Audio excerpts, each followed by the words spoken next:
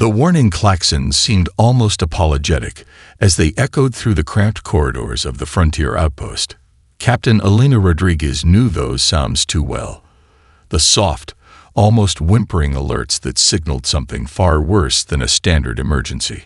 Holographic displays flickered with cascading red alerts, showing the rapid approach of unknown vessels that defied every known configuration in human star charts. Epsilon Colony had been humanity's most distant settlement, a testament to their relentless drive to expand beyond the comfortable boundaries of known space. Nestled in the Spiral Arm's outer regions, it represented the razor's edge of human exploration. The colony sprawled across 3 interconnected asteroids, each transformed into a self-sustaining habitat that spoke to human engineering prowess.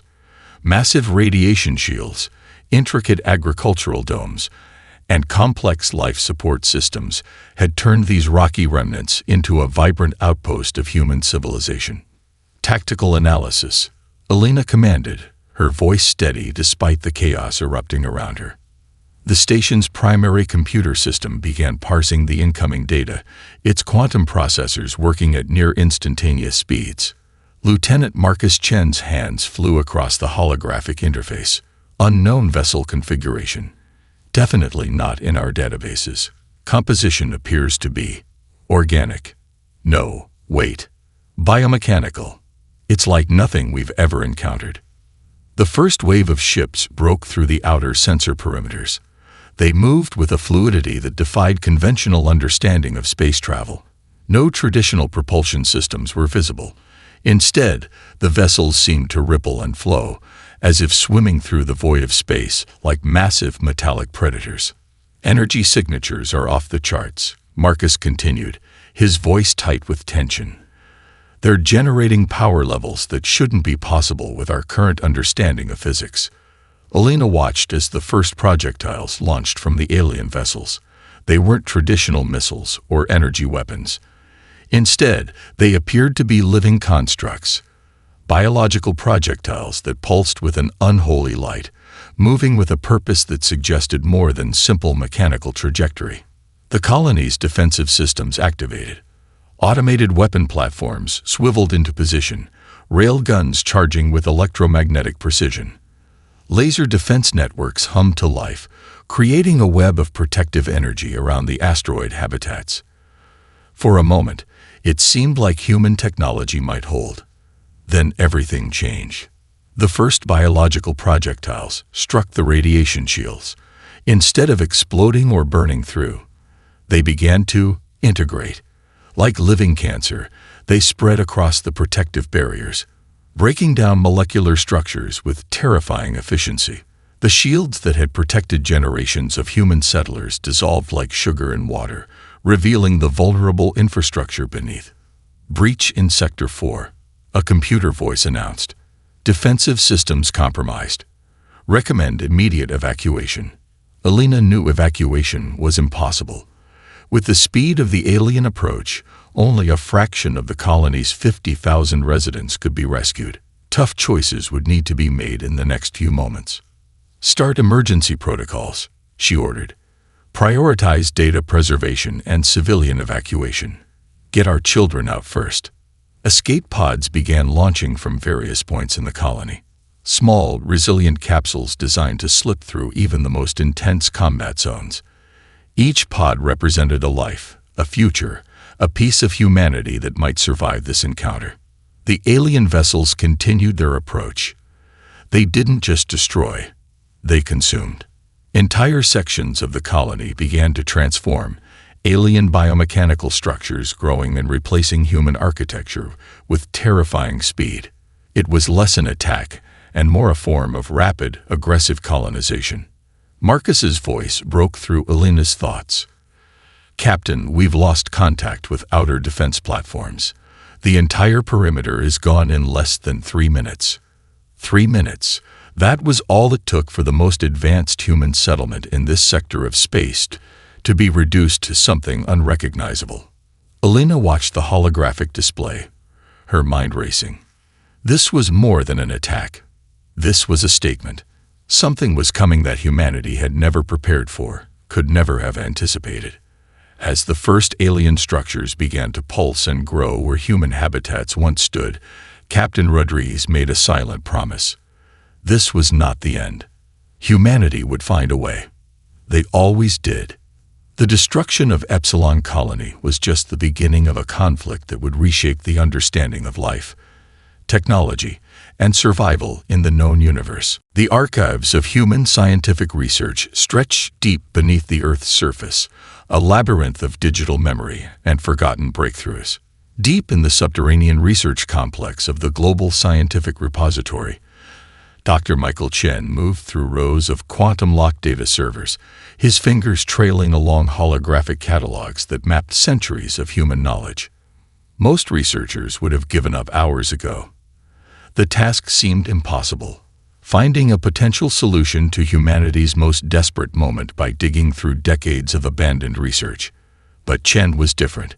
He understood that innovation often lurked in the most unexpected places, in the margins of scientific exploration, where brilliant ideas were once considered too radical to pursue. The recent attack on Epsilon Colony had sent shockwaves through human civilization. Military strategists were paralyzed, defense networks were in shambles, and humanity faced its most significant existential threat since its emergence as a spacefaring species. Traditional weapons had proven useless against the biomechanical invaders that seemed to consume and transform matter at will. Chen's fingers danced across a holographic interface, parsing through thousands of research projects from the early 21st century. Most were mundane. Incremental improvements in material science, theoretical physics experiments that never found practical application. But something caught his eye. A project buried deep in the archives, marked with multiple classification stamps. Experimental quantum resonance in acoustic systems, a research initiative that had been completely defunded and forgotten nearly 40 years ago. The lead researcher's notes were fragmented, almost cryptic. Dr. Elena Martinez, a brilliant acoustics engineer who had been decades ahead of her time, had been exploring the relationship between sound, quantum mechanics, and molecular structure. Her work suggested something revolutionary. That sound could be manipulated at a quantum level to interact directly with the fundamental structures of matter. Chen pulled up the complete project files. The initial research had been sparked by an accidental discovery during a musical instrument design experiment. Martinez had noticed that certain harmonic frequencies could create microscopic vibrations that seemed to temporarily alter the molecular bonds in experimental materials. "This is impossible," Chen muttered to himself, but his eyes were wide with excitement. The research had been dismissed as theoretical nonsense. Traditional scientific understanding suggested that sound waves could not directly manipulate molecular structures in the way Martinez proposed. Her funding was cut, her research buried, and she eventually disappeared from the scientific community.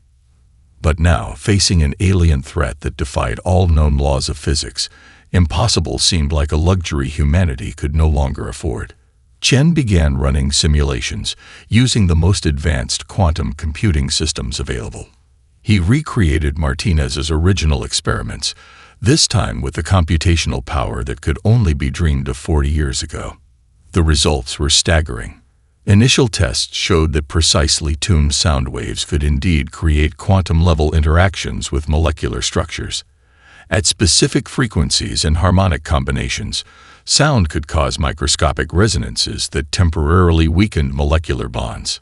If Martinez's theoretical work could be scaled up, it might provide a method to systematically break down the biomechanical structures of the alien vessels. "This is madness," said Dr. Rebecca Liu, Chen's primary research partner, as she reviewed the initial findings. "We're talking about using sound as a weapon of molecular destruction." Chen smiled. "Exactly. The most advanced weapon might be something so simple that no one would ever expect it." The research team worked with a fury born of desperation. They began constructing experimental acoustic arrays, massive structures that looked more like musical instruments than weapons of war. Each design was a complex mathematical symphony, calculated to generate the precise quantum resonances that Martinez had only theoretically proposed decades earlier. Outside the research facility, humanity continued to suffer losses. More colonies fell.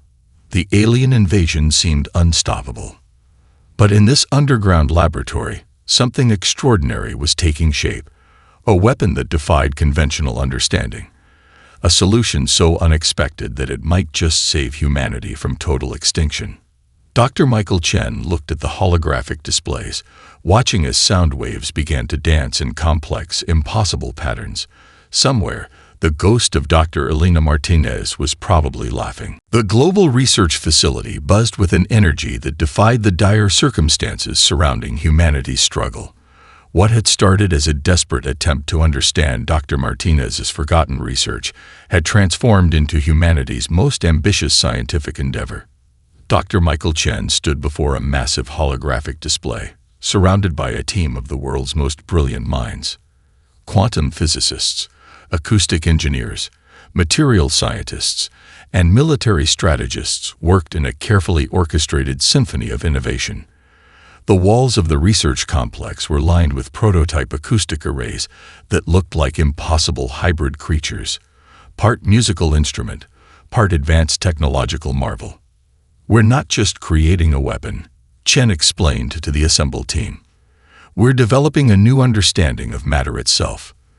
The initial experiments had been promising but frustrating. Early prototypes could generate quantum resonances, but they lacked the precise harmonic complexity needed to systematically break down molecular structures. Each failure brought them closer to understanding the intricate dance between sound, quantum mechanics, and material stability. Dr. Rebecca Liu approached the main console, her fingers dancing across holographic interfaces. "The key is in the harmonic complexity," she said, pulling up intricate mathematical models that looked more like abstract musical scores than traditional scientific diagrams. Martinez's original research suggested that sound waves can create quantum-level disruptions, but we need to generate frequencies that can resonate across multiple molecular structures simultaneously. The team had discovered that different materials responded to different harmonic combinations. The biomechanical ships they had encountered during the initial invasion seemed to have a unique molecular structure, part organic, part mechanical, that would require an equally unique approach. Weeks of continuous testing followed. Prototype after prototype was constructed, tested, and dismantled. Each failure brought new insights. The research team worked in shifts that blended into one continuous stream of consciousness, fueled by synthetic caffeine supplements and the desperate hope of saving humanity. Their breakthrough came from an unexpected source. Dr. Yuki Tanaka, a relatively junior researcher specializing in musical acoustics, noticed something during a late-night simulation. By introducing slight imperfections into the harmonic sequences, mimicking the natural variations found in complex musical compositions, they could create more dynamic and unpredictable quantum resonances. "It's like composing a weapon," Yuki explained during a team briefing. "We're not just generating sound. We're creating a living, breathing acoustic algorithm that can adapt and interact with molecular structures in real time." The first full-scale prototype looked nothing like a traditional weapon. Standing nearly 30 meters tall, it resembled a massive pipe organ crossed with an advanced scientific instrument. Intricate acoustic arrays formed complex geometric patterns, each section capable of generating precise quantum resonance frequencies. Military leaders were skeptical. The idea of using sound as a primary weapon seemed absurd. But with humanity losing ground against the alien invasion, they were willing to consider even the most unlikely solutions. Preliminary tests in controlled environments showed remarkable results. Experimental materials began to break down at the molecular level when exposed to the complex sound waves. The quantum resonances created microscopic vibrations that systematically weakened molecular bonds, causing structures to lose their fundamental integrity. "We're not destroying matter," Chen would often explain. "We're simply encouraging it to become something else." The global scientific community watched with a mixture of excitement and disbelief. This was more than a weapon. This was a fundamental reimagining of how matter could be manipulated. As the prototype neared completion, The team worked with an intensity that bordered on religious devotion. They understood that their work represented humanity's last hope. The alien invasion had already consumed dozens of human colonies. Time was running out. Dr. Liu looked at Chen during a rare moment of quiet. "Do you think this will actually work?" Chen smiled, a blend of scientific excitement and genuine hope. "We've taken the most ridiculous concept imaginable and turned it into our best chance of survival. If that's not a fundamentally human approach to problem solving, I don't know what is." The acoustic weapon continued to take shape. Part scientific marvel, part impossible musical instrument, it represented humanity's most audacious response to an existential threat. Something extraordinary was about to happen. The silence before combat was always the most brutal. Captain Elena Rodriguez stood on the bridge of the U.S. Harmonic, humanity's first acoustic warfare vessel, watching the tactical displays with an intensity that could have melted steel. Around her, the ship's systems hummed with a strange musical undertone, a reminder that this was no ordinary warship. The massive acoustic arrays towered throughout the vessel, looking like an impossible fusion of a concert hall and a weapon of war. Each array could generate quantum resonance frequencies capable of systematically breaking down molecular structures. It was a weapon so unprecedented that military strategists had spent weeks debating its potential effectiveness. "Incoming alien battle group," Lieutenant Marcus Chen reported, his voice steady despite the magnitude of what was about to happen. 5 biomechanical vessels detected. They're approaching in standard invasion formation. The alien ships moved with that same unsettling fluidity that had decimated human colonies. They seemed to flow through space rather than simply travel, their biomechanical structures rippling like living metal. Each vessel looked more like a massive organic creature than a traditional spacecraft. Complex, adaptive, seemingly invulnerable. "Acoustic weapon systems online," called out the weapons specialist. Quantum resonance arrays charged and calibrated. Elena took a deep breath. This was humanity's first real chance to fight back. Months of scientific research, countless failed experiments, and the hopes of an entire species rested on this moment. "Initiate first harmonic sequence," she commanded. The first notes were nothing like traditional weapon fire. Instead, a complex musical pattern began to emanate from the ship's acoustic arrays. To the human crew, it sounded like an eerily beautiful, almost haunting composition. But on the quantum level, something extraordinary was happening. The sound waves began to interact with the molecular structures of the approaching alien vessels. At first, nothing seemed to change. The alien ships continued their approach, their commanders likely viewing the human vessel with the same contempt they had shown during previous encounters. Then the first subtle changes began. Microscopic fractures started to appear in the biomechanical hull of the lead alien vessel. They were invisible to the naked eye, but the ship's sensors picked up the quantum-level disruptions. The molecular bonds that gave the alien ship its incredible strength began to weaken, breaking down in a systematic, almost musical progression. "Continuing harmonic sequence," the weapons specialist reported, molecular integrity of target vessel decreasing at geometric progression. The alien commanders must have realized something was wrong. Their vessel began to change its approach, attempting to maneuver away from the source of the quantum disruption. But it was too late. The complex sound waves continued their relentless assault, breaking down the ship's fundamental structure. Suddenly, the first alien vessel began to simply come apart. Not with a violent explosion, but with a strange, almost gentle disintegration. Its biomechanical structure lost cohesion, separating into component parts that drifted uselessly in space. "Target neutralized," Marcus reported, a hint of disbelief in his voice. The remaining alien vessels seemed to pause. Their entire understanding of warfare had just been challenged. How could a ship destroy another vessel with nothing more than sound? Elena watched as the next alien ship approached, seemingly more cautious. The acoustic arrays began another sequence, a different musical composition designed to interact with the molecular structure of this specific vessel. "Adapt and overcome," Elena muttered. It had always been humanity's greatest strength.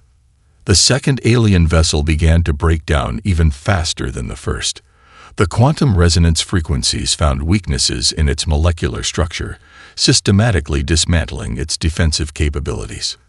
Communication channels from the alien vessels erupted in a language neither human nor machine could fully comprehend. But the tone was clear: confusion, fear, total incomprehension. By the time the engagement ended, 5 advanced alien vessels had been reduced to scattered molecular debris. No explosions, no traditional weapon impacts, just sound.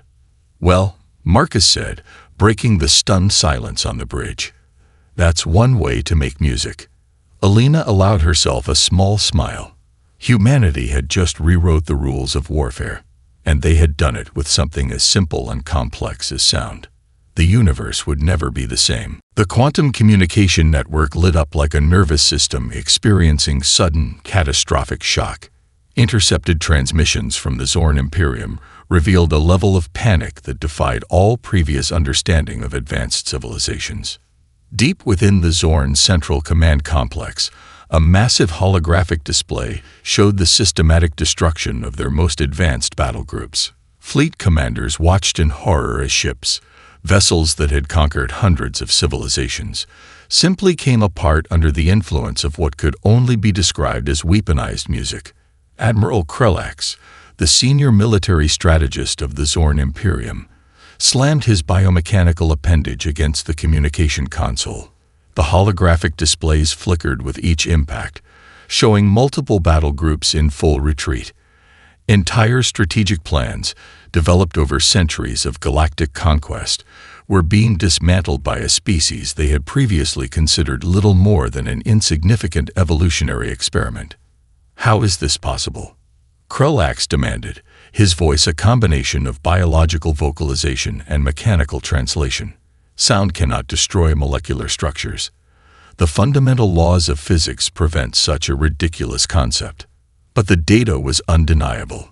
Human vessels were generating quantum resonance frequencies that systematically broke down the most advanced biomechanical technologies in the known universe. Each intercepted transmission revealed more terrifying details about the human weapon. The Zorn had built their entire civilization on the premise of technological superiority. Their biomechanical ships were considered the pinnacle of evolutionary engineering. Adaptive, self-repairing, capable of absorbing and transforming nearly any type of attack. They had conquered countless civilizations, assimilating the most promising technologies from each species they encountered. And now, they were being defeated by sound. Across the galaxy, other spacefaring civilizations began to take notice. The quantum communication networks buzzed with speculation, fear, and a strange sense of anticipation. Humanity, a species that had been considered relatively young and technologically primitive, had just redefined the concept of warfare. The Trilarian Cooperative, a diplomatic alliance of several advanced civilizations, called an emergency session. Representatives from multiple star systems gathered in a massive holographic conference, their various biological forms displaying a universal sense of concern. "Humans have discovered a method of molecular disruption that challenges everything we understand about physics," announced diplomat Vexnar of the Trilarian Primary Council. "Their weapon is not just a technological breakthrough. It represents a fundamental reimagining of matter itself." Some representatives argued for immediate diplomatic contact. Others suggested a preemptive strike against humanity before they could develop their technology further. But most were simply paralyzed by the implications. Back in Zorn space, Admiral Krelax was experiencing something close to existential terror. The retreat orders went out, not just for the current battle groups, but for entire sectors of their galactic territory. Colonies were being abandoned. Strategic outposts were being dismantled. The mighty Zorn Imperium was running away from a species they had previously considered beneath consideration. Intelligence reports continued to stream in. The human weapon wasn't just effective, it was constantly evolving. Each engagement showed more complex acoustic algorithms, more precise quantum resonance frequencies. It was as if the humans were learning and adapting in real time. turning their weapon into a living, breathing technological organism. "We are being unmade by music," one Zorn communication officer said, his voice a mixture of mechanical translation and genuine biological despair. The quantum networks captured something unprecedented. Zorn communication signals that could only be interpreted as fear. Not tactical concern, not strategic retreat, but genuine, primal terror. Humanity had done more than win a battle.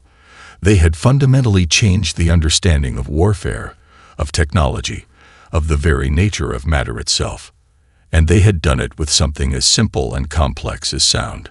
The galaxy would never be the same. The orbital shipyards of Earth transformed into something unprecedented. What had once been traditional manufacturing facilities now resembled a bizarre fusion of concert hall and advanced weapons platform. The new concert ships defied every conventional understanding of spacecraft design. Dr. Michael Chen stood on the observation deck, watching as the first complete vessel took shape. These were not traditional warships. They were living instruments of molecular warfare, each designed to generate the most complex and destructive sound waves imaginable. "We're essentially creating musical weapons," Dr. Rebecca Liu remarked, joining Chen. "Who would have thought humanity's greatest defense would sound more like a symphony than a battleship?" The ships looked like impossible hybrids. Massive acoustic arrays formed intricate geometric patterns across their hulls, resembling enormous pipe organs that could float through the vacuum of space.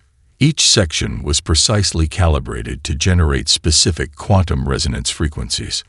Multiple layers of advanced materials allowed the ships to modify and amplify their sonic weapons in real time. Engineering teams worked with a combination of musical precision and scientific fury. Acoustic engineers collaborated with quantum physicists, creating computational algorithms that transformed sound into a weapon of unprecedented complexity. Traditional military strategists watched in a mixture of confusion and reluctant admiration. Captain Elena Rodriguez was selected to lead the first concert ship squadron. Her background in both musical performance and military strategy made her the perfect commander for these unprecedented vessels. During training simulations, she discovered that the ships responded best to commanders who understood the subtle nuances of musical composition. "It's not just about generating sound," she explained during a briefing. "It's about creating a living, breathing acoustic algorithm that can adapt and respond to different molecular structures." The first full squadron consisted of 5 concert ships, each named after legendary human composers. The U.S. Beethoven, U.S. Mozart, U.S. Tchaikovsky, U.S. Chopin, and U.S. Ellington represented humanity's most audacious approach to warfare. They looked more like floating musical monuments than traditional warships. Advanced quantum computers allowed the ships to generate acoustic sequences in real time. Each vessel could analyze the molecular structure of enemy ships and generate precise harmonic frequencies designed to systematically break down their defensive capabilities. The technology was so advanced that it bordered on being indistinguishable from magic. Global resources had been completely redirected to this project. Every scientific facility, every advanced research center, worked towards perfecting the concert ship technology. Humanity had transformed its entire industrial base into a massive, coordinated effort to develop these extraordinary vessels. Training for the concert ship crews was unlike any military preparation in human history. Potential commanders underwent extensive musical training alongside quantum physics studies. They learned to think of warfare as a form of complex musical composition, where each frequency could be a weapon, each harmonic sequence a strategic maneuver. The Zorn Imperium's communications networks continued to buzz with terror. Intercepted transmissions revealed their complete inability to comprehend humanity's approach. How could a species turn sound into a weapon of total molecular destruction? During final preparation tests, the concert ships demonstrated capabilities that seemed to defy rational understanding. They could generate acoustic frequencies that not only broke down molecular structures, but could also create temporary force fields, communicate across vast distances, and even manipulate local gravitational fields. "We're not just creating weapons," Dr. Chen told the assembled military and scientific leadership. "We're rewriting the fundamental understanding of matter, energy, and communication." The first concert ship squadron prepared for deployment. They would be humanity's response to the alien invasion, a weapon so unexpected, so fundamentally different from traditional warfare, that it would reshape the understanding of conflict itself. As the ships prepared to launch, Captain Rodriguez looked out over the vast expanse of space. Somewhere out there, the Zorn Imperium was waiting. They had no idea what was coming. Humanity was about to play its first movement in a symphony of survival. The space near the Zorn homeworld rippled with an anticipation that defied traditional understanding of conflict. 5 human concert ships approached, their massive acoustic arrays gleaming against the stark backdrop of an alien star system. Captain Elena Rodriguez stood on the bridge of the U.S. Beethoven, her hands hovering over controls that were part musical instrument, part quantum computer. "Incoming defensive network," Lieutenant Marcus Chen reported. "The Zorn have mobilized every remaining ship in their arsenal." Thousands of biomechanical vessels converged. They moved like a living organism, shifting and adapting in ways that had previously decimated countless civilizations. But today would be different. Humanity had learned to speak a language of destruction that the Zorn could never comprehend. The first wave of alien ships attacked with a ferocity born of desperation. Massive biological projectiles launched, seeking to overwhelm the human vessels through sheer destructive potential. Traditional weapons would have been obliterated, but these were not traditional ships. Initiating first harmonic sequence, Elena commanded. The U.S. Beethoven began to sing. It wasn't music in any traditional sense. The sound generated by the concert ship was a complex quantum algorithm made audible, a mathematical symphony that interacted directly with molecular structures. The first alien vessels approaching the ship began to tremble, their biomechanical hulls experiencing microscopic vibrations that quickly became catastrophic. Ships began to dissolve, not with explosions, not with traditional weapon impacts, but with a systematic deconstruction that seemed almost gentle. Entire battle groups came apart like intricate structures made of sand, their molecular bonds systematically weakened by the precise acoustic frequencies. The Zorn command structure erupted into chaos. Communication networks filled with signals of pure terror. They had conquered hundreds of civilizations, adapted to countless technological challenges. But this was beyond their comprehension. Each concert ship generated a unique acoustic signature. The U.S. Mozart created frequencies that targeted the organic components of the Zorn ships. The U.S. Tchaikovsky focused on the mechanical structures. The U.S. Chopin discovered quantum resonances that could temporarily manipulate gravitational fields around enemy vessels. "They're adapting," Marcus warned. "The Zorn are trying to create counter-frequencies." Elena smiled. "Let them try." The battle became a complex musical composition. Each ship in the human squadron played its part, generating intricate harmonic sequences that systematically dismantled the alien defensive network. Quantum computers analyzed and responded in milliseconds, creating acoustic weapons that evolved faster than the Zorn could comprehend. Entire sectors of space began to fill with the remnants of biomechanical ships. Not destroyed, but systematically deconstructed. The Zorn homeworld watched in horror as their most advanced defensive capabilities simply came apart. "Preparing final movement," Elena announced. The 5 concert ships began to synchronize their acoustic arrays. What emerged was more than a weapon. It was a quantum symphony that could interact with matter itself. Frequencies that could break down molecular structures, manipulate gravitational fields, and communicate across impossible distances. The Zorn homeworld's defensive network began to tremble. "We're not just destroying," Dr. Michael Chen's voice came through the communication system. "We're fundamentally reimagining the nature of matter." Massive planetary defense platforms began to dissolve, not with explosions, but with a systematic deconstruction that seemed almost peaceful. The Zorn watched as their most critical infrastructure simply came apart, reduced to its component molecular structures. Quantum resonance at maximum intensity, the ship's computer announced. The final harmonic sequence was unlike anything in recorded history. A combination of mathematical precision and artistic expression that could interact with the fundamental structures of reality. The Zorn civilization, which had conquered hundreds of worlds, began to simply unravel. Captain Rodriguez looked out at the space around her. What had been a massive alien defensive network was now nothing more than molecular dust. "Mission accomplished," she said quietly.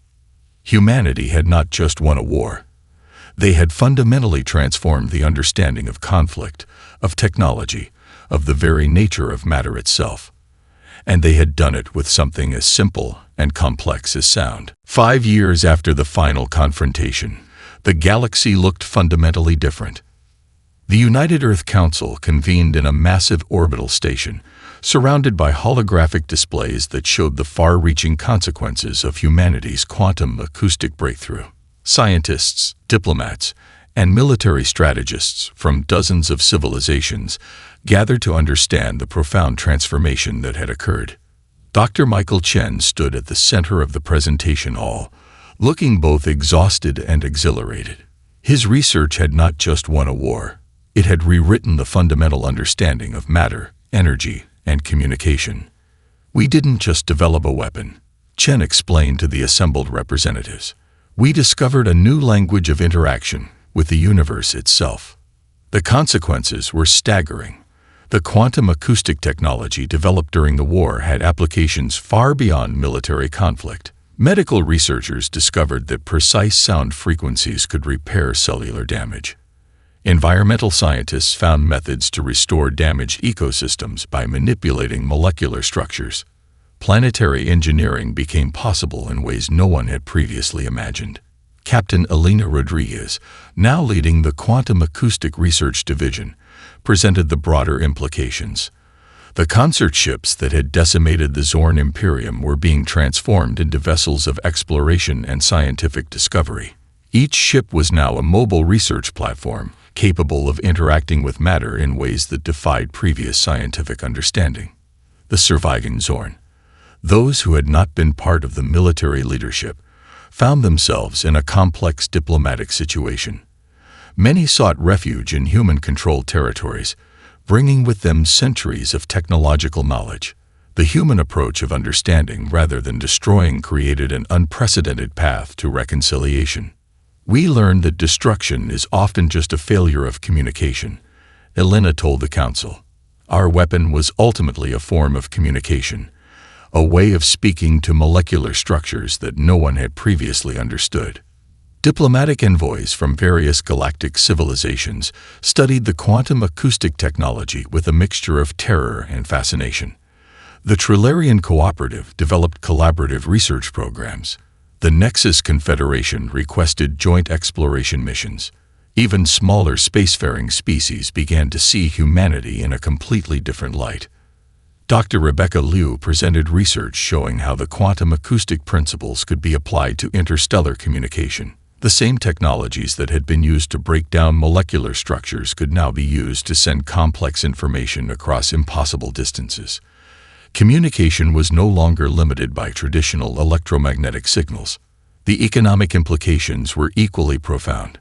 Entire industries emerged around quantum acoustic technologies. Planetary restoration became possible. Material science underwent a complete revolution. Manufacturing processes that had taken months could now be completed in minutes by precisely tuning molecular structures. "We've essentially discovered how to have a conversation with matter itself," Chen remarked during a private briefing. "Every material has its own unique voice. We've learned to listen." The human colonies that had been destroyed during the initial Zorn invasion began to be rebuilt, but they were not rebuilt in the traditional sense. Using quantum acoustic technologies, entire planetary infrastructures could be grown rather than constructed. Cities emerged that were living, breathing entities that could adapt and respond to environmental changes. Marcus Chen, now leading a diplomatic mission, reflected on the journey. We went to war with sound, he told a group of young researchers. And we discovered that sound is more than just a method of communication. It's a fundamental language of the universe.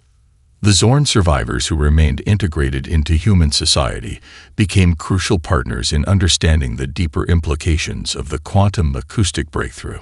What had begun as a conflict became a collaborative journey of discovery.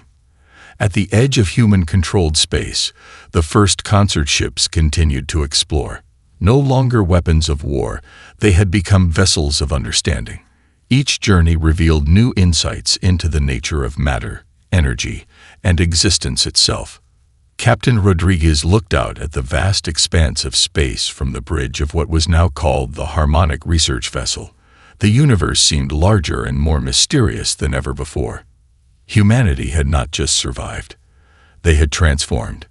And they had done it with something as simple and complex as sound.